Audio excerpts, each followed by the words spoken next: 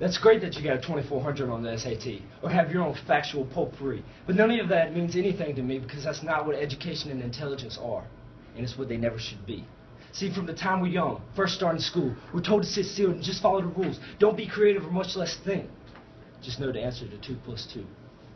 And growing up, man, we grow to hate it. Don't think for yourself, that's clearly stated, but we can't be creative because our minds are so constipated. But do you know what they're putting into our heads? Just use this equation. Don't question why it's that. Because our textbooks are always right. We know that's a fact. Because Newton had gravity all figured out in the 1600s. But maybe it was just good enough to get us to the moon and back. So thus we engage in the act of regurgitation of the supposedly factual information for our confirmation and our contemplation of whether we're good enough. But no, we're just automatons. And we realize that we've been wasting our time that could have been spent enriching our minds, but instead it was spent memorizing the lines of a textbook.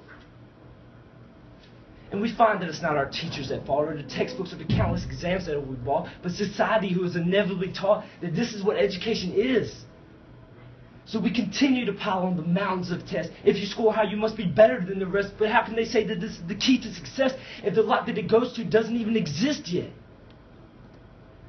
And what's it all for? Standardization of our minds and our thoughts to all the other nations across all the different factions of information just to know what someone is saying? When they say, you know, if I take the determinant of this orthogonal matrix, I can use it in the perturbation of this third-order differential equation to find the inductance of this electrical circuit. Do you know what any of that means? No, but I got the right answer. Education is not about the answer or information retention. It's about thinking and reasoning and building an intuition to solve problems that we don't even know exist yet. About making an impact, making a difference.